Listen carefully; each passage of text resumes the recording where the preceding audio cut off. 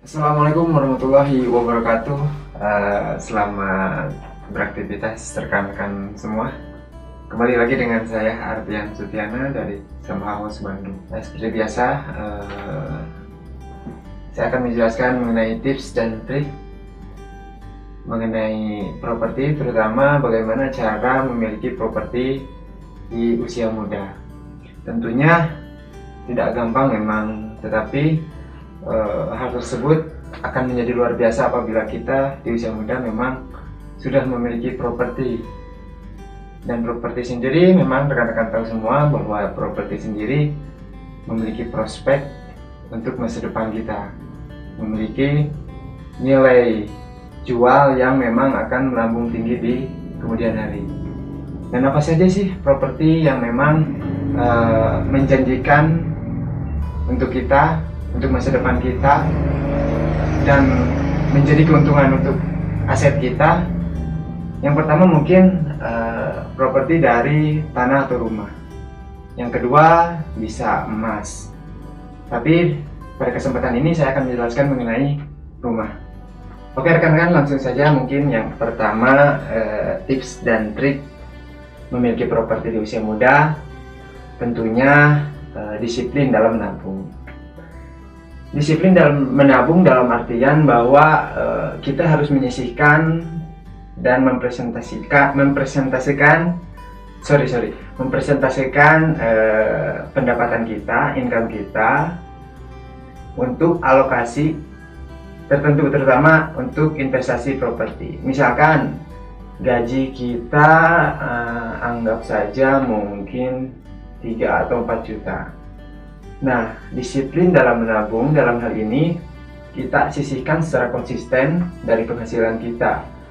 Misalkan dari 3 juta kita sisihkan 1 juta untuk investasi, 1 juta untuk konsumtif, 1 juta untuk hiburan, dan 1 juta sebagai dana cadangan ketika ada sesuatu yang memang urgent mengenai kebutuhan kita.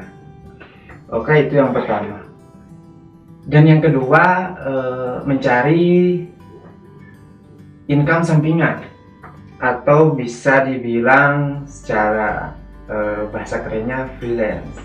Oke, mungkin semua rekan-rekan sudah tahu apa yang dimaksud dengan freelance. Bukan hanya soal gaya freelance tapi nggak memiliki income. Itu sudah banyak ya yang sampai saat ini, bahkan mungkin rekan-rekan sekalian juga seperti itu kali ya. Oh enggak, saya cuma bercanda. Oke, yang dimaksud freelance di sini kerja sampingan yang memang menguntungkan dan membuat income kita bertambah. Nah, bagaimana sih cara agar kita mendapatkan income sampingan atau yang tadi saya bilang freelance? Banyak cara yang bisa kita lakukan, terutama faktor yang paling berpengaruh terhadap income pasif atau freelance itu adalah bagaimana cara kita mengatur waktu kita dalam keseharian dan aktivitas sehari-hari untuk memanfaatkan waktu sisa kita setelah beraktivitas bekerja untuk mencari income yang kita dapatkan. Misalkan saya kasih contoh, saya bekerja dari pagi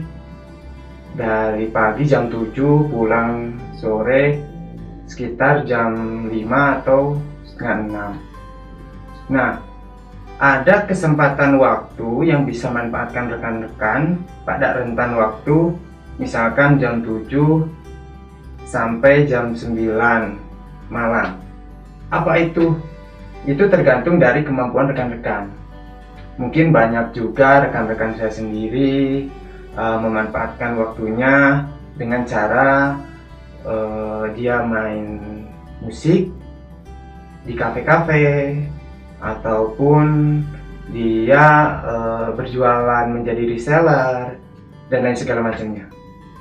Yang paling intinya adalah bagaimana cara rekan-rekan memanfaatkan waktu sedemikian rupa untuk mendapatkan income yang pasif. Dalam arti di samping kita memiliki active income, gaji, nah passive income juga harus diperhatikan dalam hal ini ketika rekan-rekan ingin memiliki properti pada usia muda. Oke, itu yang kedua. Yang satu udah, yang kedua sudah. Lanjut yang ketiga. Yang ketiga adalah dengan memanfaatkan kredit kepemilikan rumah atau KPR.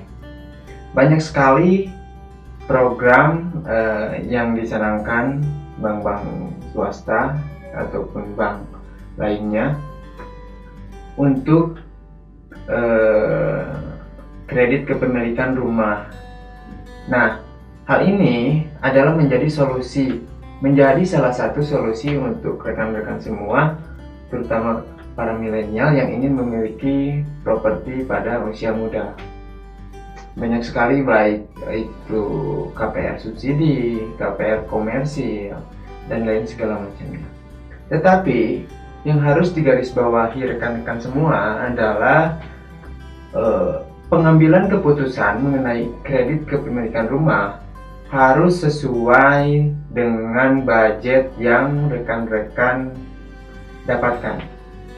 Dalam artian, ketika misalkan rekan-rekan mendapatkan gaji bulanan di angka 4 juta, sedangkan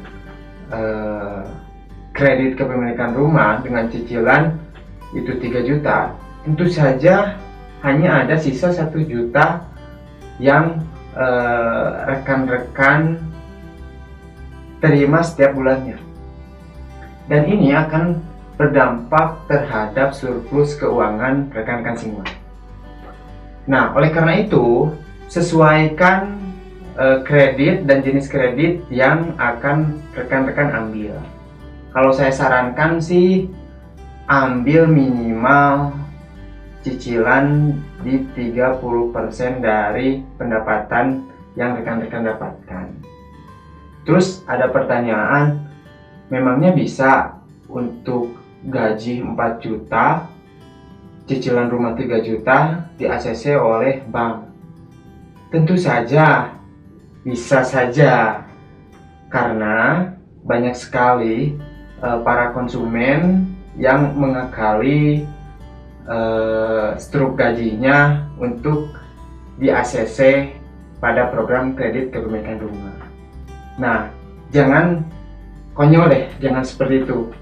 Kita harus realistis, kita harus pandai mengatur keuangan agar surplus terhadap keuangan kita berjalan dengan baik.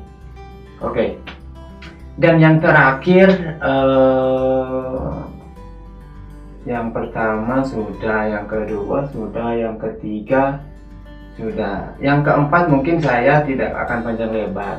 Intinya adalah konsisten pada tahapan-tahapan tersebut, dan juga mulailah berinvestasi pada hal-hal terkecil.